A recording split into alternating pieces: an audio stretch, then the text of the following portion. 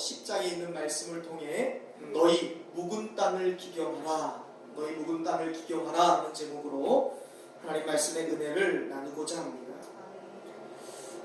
호세아는 지금으로부터 2700년 전에 북이스라엘에서 활동하던 선지자입니다. 그는 북왕국 이스라엘이 아수르에 멸망하기 전 30년 전부터 바로 직전까지 활동했던 사람입니다. 당시 이스라엘은 풍요로웠습니다. 번영했지만 영적으로는 가늠하였고 도덕적 그리고 사회적으로는 굉장히 타락했던 시기였습니다. 한마디로 영적인 암흑기였습니다. 그 모든 상황을 직시한 사람이 바로 호세아 선지자입니다. 호세아 선지자는 북이스라엘의 이러한 영적인 상태를 가리켜 오늘 본문 12절에서 묵은 땅이라고 표현하고 있습니다.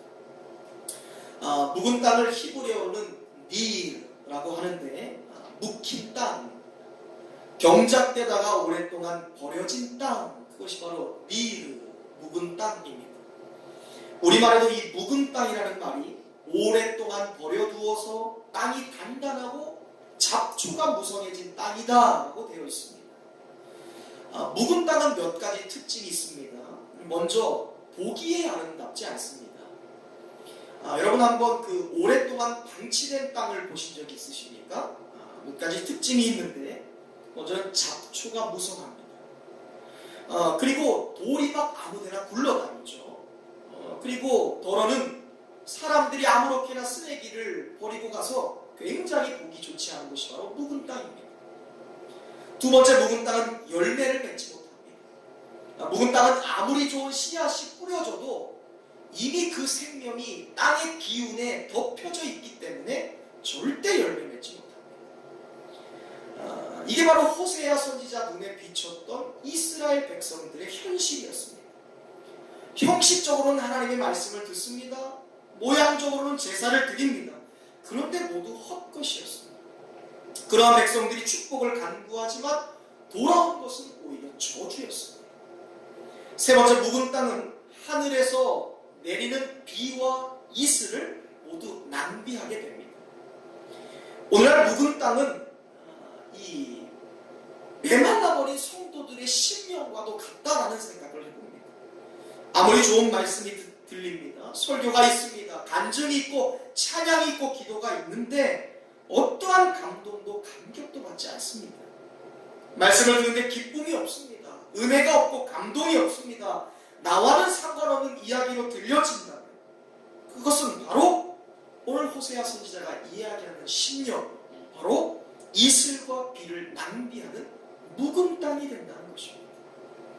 오늘 본문에서 호세아 선지자가 말하는 묵은 땅은 과연 무엇을 의미할까? 크게 두 가지로 볼 수 있습니다. 먼저는 이스라엘 백성들의 마음이 완고하였고 폐역하며 강팍하여 딱딱하게 굳어진 상태였다라는 것을 우리는 호세아 선지자가 묵은 땅이다 라고 이야기하는 것을 통해 볼 수 있습니다. 정말로 이스라엘 백성들의 마음은 아주 딱딱하게 굳어져 있었습니다.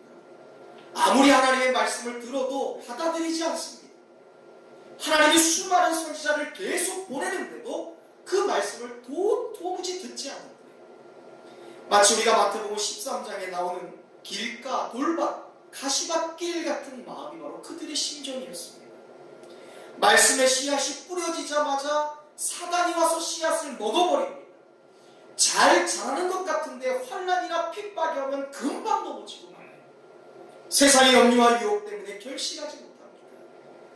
두 번째, 이 묵은 땅이라는 이스라엘 백성들을 향한 절실한 상태의 고백은 바로 그들의 마음이 두 곳으로, 두 마음으로 나뉘어졌다라는 것을 의미하고 있습니다. 그들이 두 마음을 가졌던 것입니다. 호세아 10장 2절에 보면 우리가 읽진 않았지만 이스라엘 백성들이 하나님 앞에 두 가지의 마음을 품고 있었다라고 이야기하고 있습니다. 하나님을 믿습니다라고 말을 하는데 한편으로는 바알신을 믿고 있는 것입니다. 하나님만을 온전히 섬기지 않았습니다. 그들의 마음속에는 바알이라는 우상이 있었습니다. 이렇듯 그들의 마음이 하나가 아니라 두 길로 나뉘어져 있었습니다. 그 마음을 가지고 어떻게 하나님을 진실하게 성실로 섬길 수 있겠습니까? 이스라엘 백성들은 두 마음을 품고 있었다라는 것을 오늘 호세아 선지자가 묵은 땅이라는 단어를 사용해서 그들을 질타하고 있는 것입니다. 성경을 통해 보는 이스라엘 백성들의 삶이 쭉 그리했습니다. 만몬이라는 우상과 하나님을 섬겼고, 바알이라는 우상과 아세라라는 우상과 함께 하나님을 겸하여 섬겼습니다. 호세아 시대의 이스라엘 백성들의 마음이 어떠했는지를 하나님이 깨닫게 하시기 위하여 사용하신 수단이 있는데, 그것이 바로 호세아서 첫 번째 장을 펼치자마자 서두에 나오는 바로 고멜이라는 여인입니다. 하나님이 어느 날 호세아에게 아내를 허락하십니다. 고멜이라는 여인입니다. 어느 날 그녀가 남편인 호세아를 버려두고 배반하고 정부와 함께 먼 타향으로 도망가 버립니다. 성경은 호세아서의 서두에 왜 이 고멜이라는 여인을 등장시키실까? 그것은 바로 이스라엘 백성들이 부정한 여인 고멜처럼 겉으로는 하나님을 섬긴다라고 말하고 있는데 속으로는 바알도 음란하게 섬기고 있었다라는 것을 깨닫게 하기 위해 고멜이라는 여인을 등장시키십니다. 이스라엘 백성이 하나님을 섬깁니다. 바알도 섬깁니다. 입술로는 하나님을 사랑합니다 라고 이야기하지만 겉으로는 고멜처럼 음란하게 세상 우상도 세속적인 즐거움도 사랑하더라는 것입니다. 그러나 두 마음을 품고 신앙생활할 때 결국 불행이 닥치게 됩니다. 2절 말씀을 보니까 저희가 두 마음을 품었으니 이제 죄를 받을 것이다. 하나님이 그 제단을 쳐서 깨치시며 그들의 주상을 허르실 것이다 라고 말씀합니다. 이 말씀은 두 마음, 나뉘어진 마음을 가진 사람들에게 곧 하나님의 심판이 있을 것이다 라는 것을 선언하는 말씀입니다. 하나님의 명령을 받아 그런데 이 부정한 여인 고멜을 찾아가는 호세아 선지자가 이내 등장을 합니다. 그리고 호세아는 그녀를 위한 몸값을 지불합니다. 우습지 않습니까? 자기의 아내인데 배신하고 다른 남자와 떠나버린 그녀를 되돌이키기 위해 그녀의 몸값을 다시 지불하고 자신이 데리고 오는 거예요. 그녀를 투덜투덜 데리고 집으로 돌아오는 경험들을 통하여 호세아 선지자는 하나님의 마음을 깨닫습니다. 그리고 오늘 본문에서 안타까운 심정으로 절박한 심정으로 백성들을 향하여 이렇게 외치고 있는 것입니다. 12절 말씀인데 우리 같이 읽어볼까요? 호세아서 10장 12절 말씀입니다. 함께 읽습니다. 시작. 너희가 자기를 위하여 공의를 심고 인애를 거두라. 너희 묵은 땅을 기경하라. 지금이 곧 여호와를 찾을 때니 마침내 여호와께서 오사 공의를 빛처럼 너희에게 내리시리라. 아멘. 공의를 심어라. 그리하여 인내를 거두라. 너희 묵은 땅을 기경하라. 하나님을 찾으라. 지금 호세아 선지자는 애끓는 심정으로 하나님의 마음으로 온 백성들에게 호소하고 있습니다. 그런데 우리가 이 본문을 좀 자세히 살펴보면 우리 개역개정 성경에서는 이 부분이 우리의 정서상 이게 지금 호세아 선지자가 마치 하나님께로 돌아가야 되는 그 호소를 하면서 이것을 농사짓는 것, 농사하는 것에 대하여 비유하고 있는데 우리가 이 12절 말씀을 쭉 읽어보면 우리의 대한민국 사람, 아니 전 인간적인 사람들의 정서상 이게 농사의 순서와 별로 맞지 않는다는 것을 금방 발견하게 됩니다. 이렇게 되어 있죠.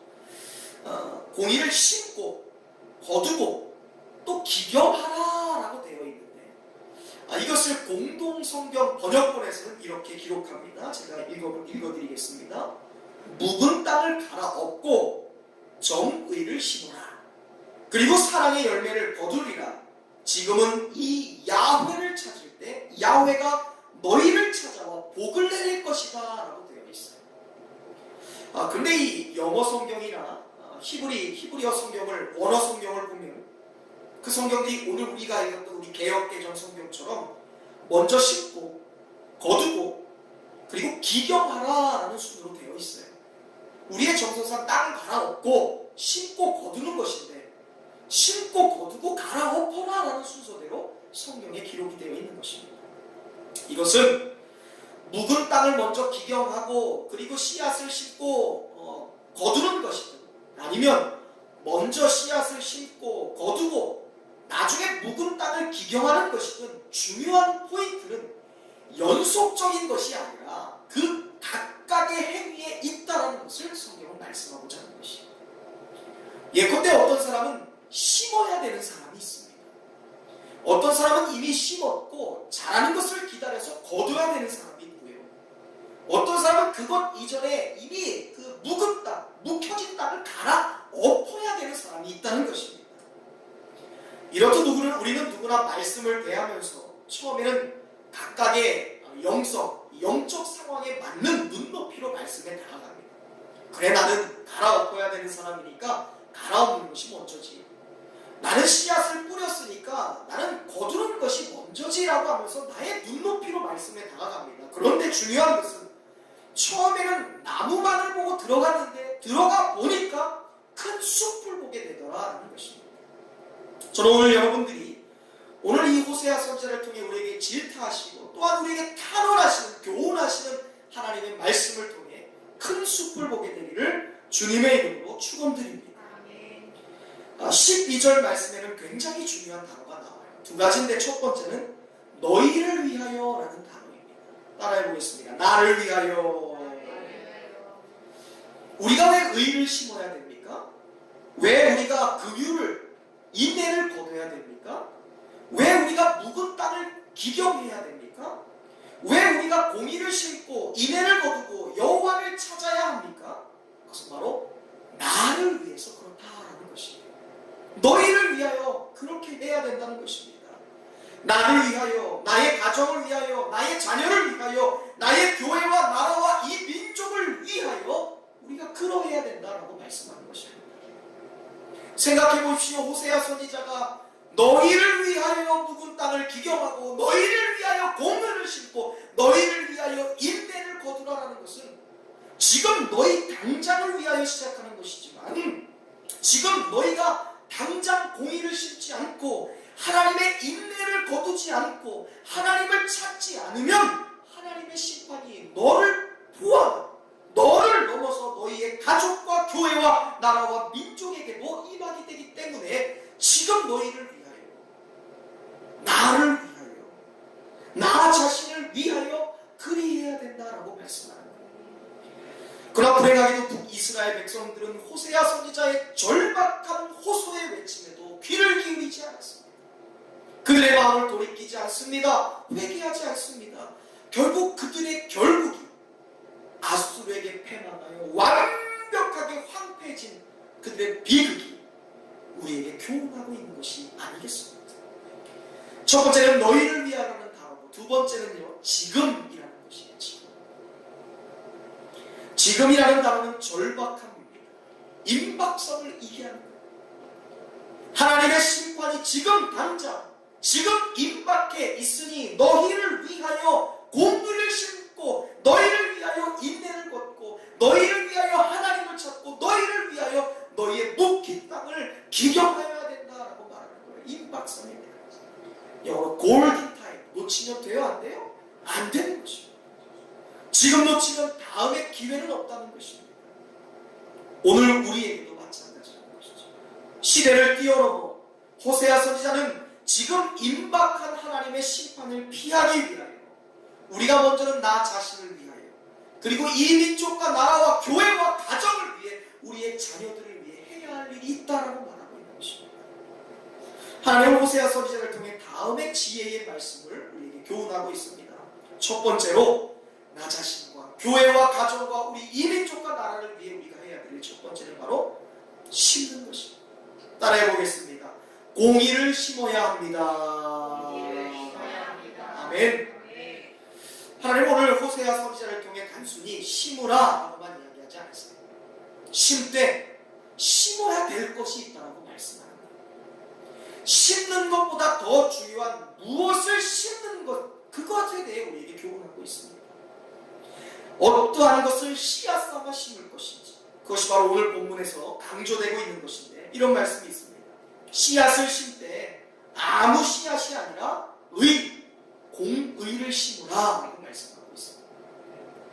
우리는 심을 때 무엇을 심느냐가 중요합니다. 의를 심어야 긍휼을 얻습니다.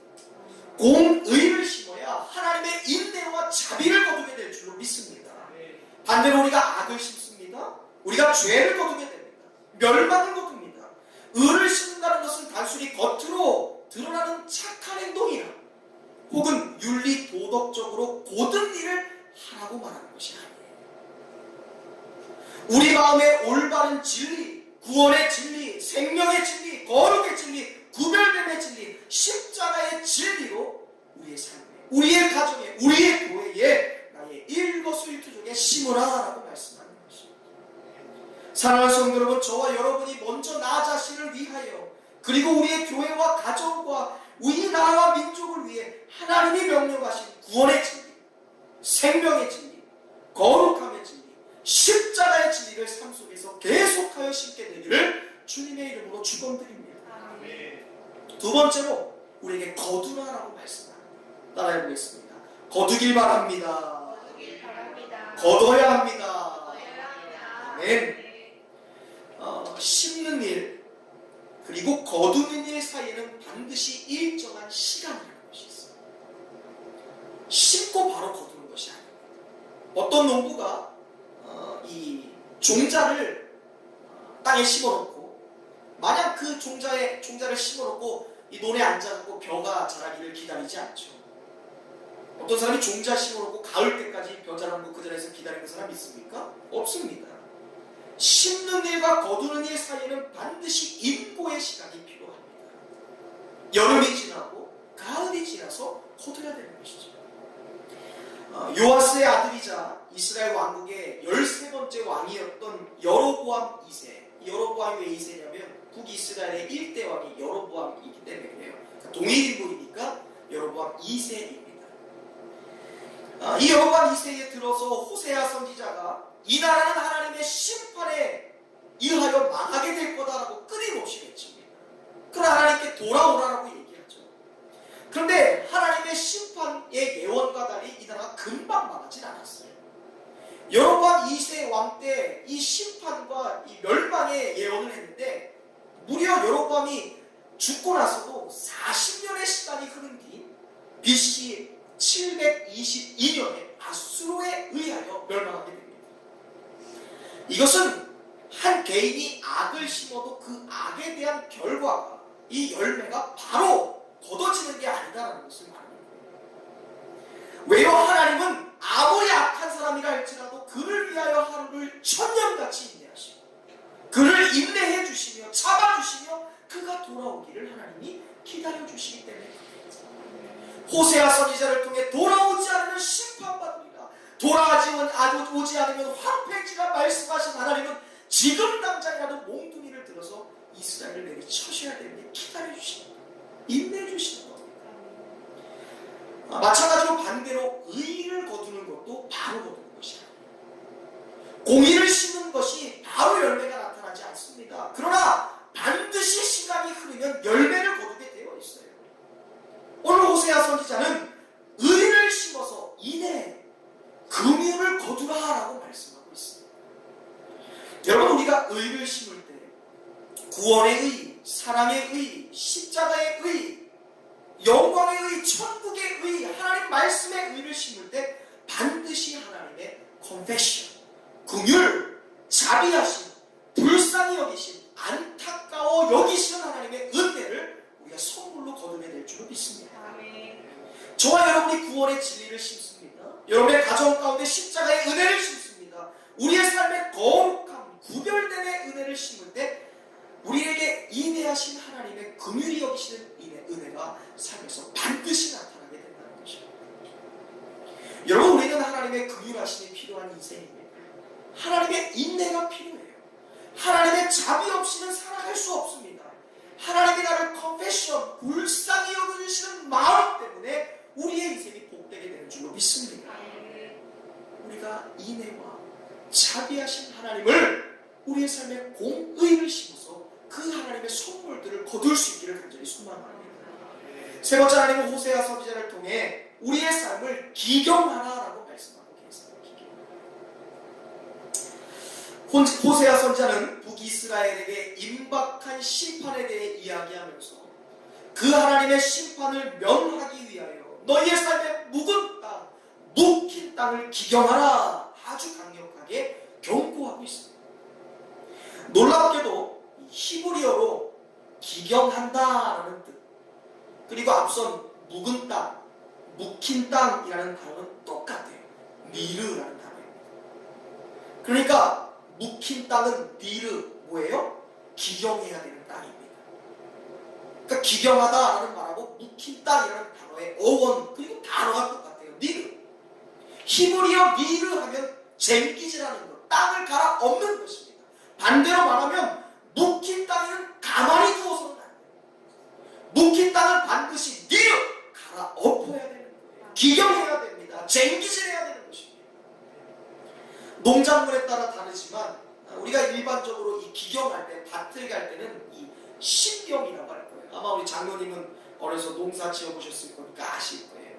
묵은 땅을 다시 사용하기 위해서는요, 이 지표면으로부터 약 20cm 이상 깊게 파는 것뿐만이 아니라 파고 나서 골을 내면서 그걸 뒤집어 엎습니다.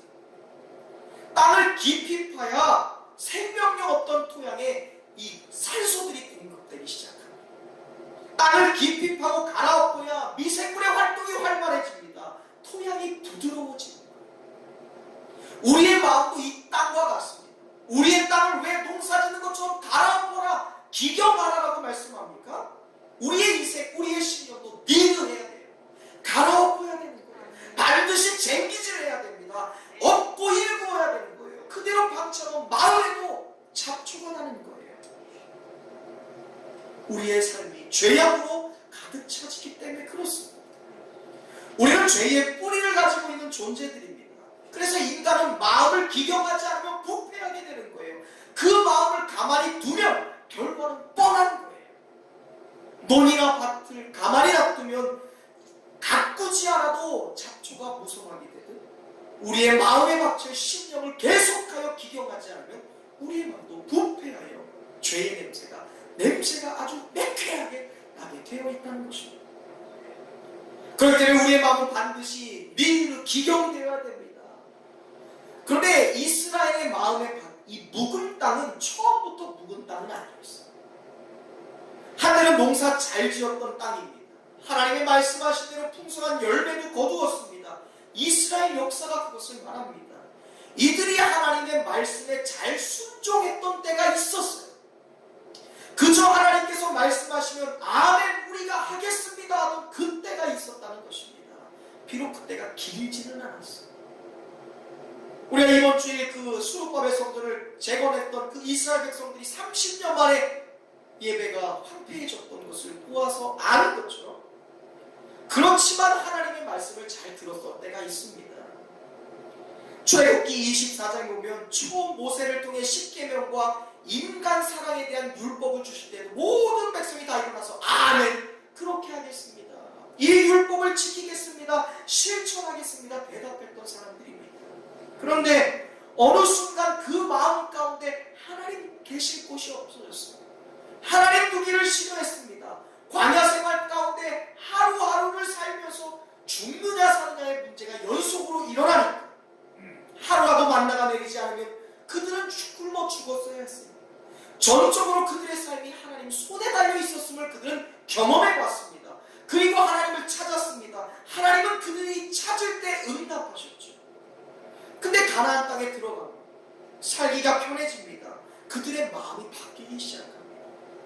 만후 이게 어찌된 음식인가, 이렇게 대단한 음식인가, 그렇게 만나를 보고 만후라고 찬양하던 그들이 이 만나가 지겹습니다 라고 하나님 앞에 불평할 정도로 그들의 마음이 변했습니다. 평화의 시기가 되었습니다. 평안의 시기가 찾아오니까 그들의 마음이 부패하기 시작합니다. 젖과 꿀이 흐르는 가나안 땅에 들어가서 농사를 지어보니까 더 이상 만나가 필요 없습니다. 그랬더니 만나가 끊깁니다.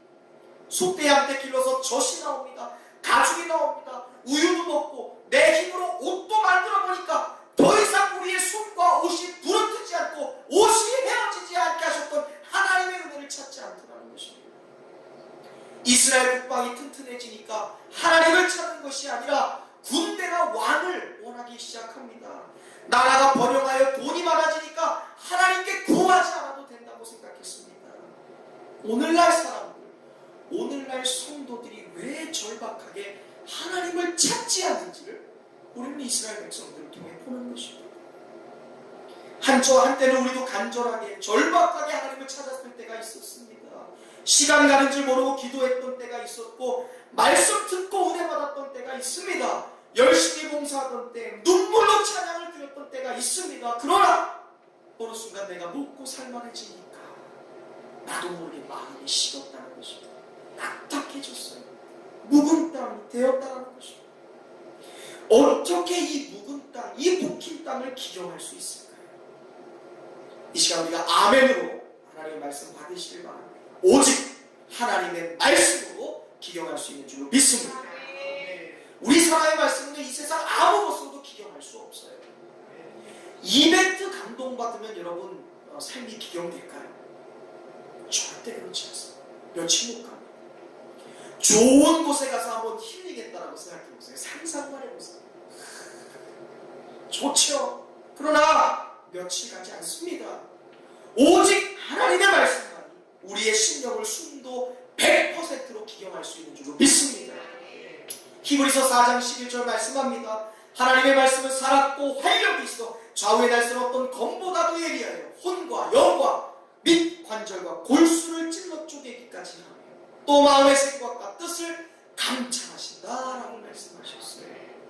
하나님 말씀만이 능력 있는 날선 검이 되어 우리의 생각과 우리의 혼과 영과 골수까지도 찔러 쪼개어 변화시키는 기경시키는 능력이 있다라고 말씀했습니다. 하나님의 말씀은 완악한 마음을 부수는 방방이와도 같습니다. 하나님의 말씀은 무성한 잡초를 태우는 불과도 같습니다. 우리는 말씀으로 우리의 마음밭을 기경해야 되는 것입니다. 이스라엘 백성들의 삶의 굳은 땅에 그 마음을 기경하는 것이 바로 하나님의 말씀이어야 되는 것입니다. 우리는 하나님의 말씀으로 우리의 마음밭을 부수고 우리의 삶에 가득 찬 잡초를 또한 말씀의 불로 태워야 될 줄로 믿습니다. 하나님의 말씀은 죽어가는 것들을 살리는 능력이 있습니다. 하나님의 말씀은 무엇도 살릴 수 있습니다. 그러므로 모든 성도들은 날마다 말씀 앞에 기경되고 날마다 말씀 앞에 부셔져야 옥토가 될 줄로 믿습니다. 우리 같은 마지막 시대에 우리의 심령이 살 수 있는 비결은 다 하나예요. 말씀이 엎드리는 거예요. 말씀에 나의 귀와 나의 심령을 활짝 열는 거예요. 그렇기 때문에 하나님은 네가 심든지 네가 거두든지 기억해야 될 것이 말씀이다. 세 번째 말씀하고 계십니다. 하나님은 마지막에 호세아 선지자를 통해 우리에게 말씀하십니다. 네가 심었다면 그리고 공의를 심어서 하나님의 긍휼하신 인내를 맛보았다면 그 인내를 가지고 끊임없이 너의 삶을 기경하고 말씀을 통해 그 은혜가 내 삶에서 끊어지지 않게 하나님의 긍휼과 자비하심이 내 삶에서 사라지지 않게 날마다 말씀의 밭을 기경하되 마지막으로 우리에게 찾으라라고 말씀하세요. 찾으라. 무엇을 찾으라는 것일까? 12절 말씀에 그 중반에 그러한 말씀이 있습니다. 해답이 지금이 곧 누구를 찾을 때요? 여호와를 찾을 때다. 지금이 곧 여호와를 찾을 때. 우리가 왜 삶에서 의를 심습니까? 왜 우리가 삶에서 인애와 긍휼을 거둬야 합니까? 왜 우리의 삶의 마음의 밭과 삶의 밭을 기경해야 됩니까? 왜 하나님을 찾아야 합니까? 우리가 마음의 밭을 기경합니다. 우리가 마음의 밭을 기경합니다. 우리가 우리의 삶에 물을 줍니다. 이렇게 땀 흘리고 노력합니다. 그러나 열매를 맺으시는 분은 하나님이시기 때문에 우리가 결국 하나님을 찾아야 된다라고 말씀하고 있습니다. 저는 여러분들이 세상에서 열심을 다해 살 수 있기를 간절히 바랍니다. 최선을 다해서 일하시길 바랍니다. 땀 흘려 노력하세요. 성실과 진실로 일상생활 가운데 대인관계 가운데 열심히 노력하시길 바랍니다. 그러나 그 순간 우리가 반드시 기억해야 될 것이 있어요. 무엇입니까? 하나님이 도와주지 않는다면, 하나님을 찾지 않는다면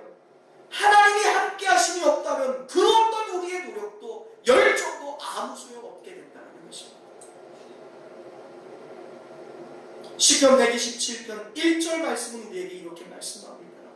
여호와께서 집을 세우지 아니하시면 세우는 자의 수고가 헛되니 여호와께서 성을 지키지 아니하시면 파수꾼의 겸손함이 허사로다. 우리가 삶에서 공의를 심습니다. 하나님의 인내와 긍휼하심, 자비하심을 거둡니다. 그리고 우리가 말씀으로 하나님께로부터 나온 그 말씀으로 우리의 삶의 묵은 땅을 기경하되 무엇보다 하나님을 찾는 저와 여러분이 되시기를 간절히 축원드립니다. 우리가 하나님을 찾을 때 하나님은 우리의 모든 신실한 삶, 진리에 입각한 삶에 거룩하신 하나님의 기름을 부으시고 역사하시고 열매 맺게 하실 줄로 믿습니다. 이제 말씀을 맺고자 합니다. 오늘 말씀에 하나님은 저와 여러분 각자를 위하여 거룩한 의를 심는 사람, 묵은 땅은 반드시 기경하는 사람, 하나님을 찾는 사람, 그리고 하나님의 도우심을 구하는 그 사람에게 인내와 긍휼하심을 열매로 거두게 하실 것이다 라고 약속하고 계셔요. 근데 그것뿐만이 아니에요. 12절 말씀 마지막 부분에 이런 말씀이 있습니다. 마침내 하나님께서 오실 것이다. 하나님께서 친히 그 인생 가운데 임재하실 것이다 라고 말씀하고 계세요. 그게 무엇 어떻게 표현되어 있습니까? 하나님의 공의가 비처럼 내리실 것이다. 할렐루야. 이런 인생이 얼마나 복된 인생이 되겠습니까? 하나님의 공의로우심, 하나님의 진리가, 하나님의 은혜와 축복의 선물이 우리의 삶에 비처럼 됩니다. 이런 가정이 얼마나 복된 가정입니까? 하나님의 공의가 교회에 비처럼 된다면 그 교회가 얼마나 멋진 교회가 되겠습니까? 이러한 민족이, 이러한 나라가 얼마나 위대한 나라와 민족이 될까요? 혹여나 지난 시간 동안 세상에 이웃하며 살면서 나의 심령이 황폐해졌음을 느끼는 분들이 계실지 모르겠습니다. 어느 순간 나의 심령이 쩍쩍 갈라지는 것을 보고 안타까워하는 그 마음을 느끼고 있었다면, 사랑하는 성도 여러분, 오늘 이 시간으로부터 시작하여 하나님, 나의 황폐해진 심령에 기경되는 역사를 허락하여 주옵소서. 내 황폐해진 심령이 뒤집어 엎어지는 역사를 허락하여 주옵소서.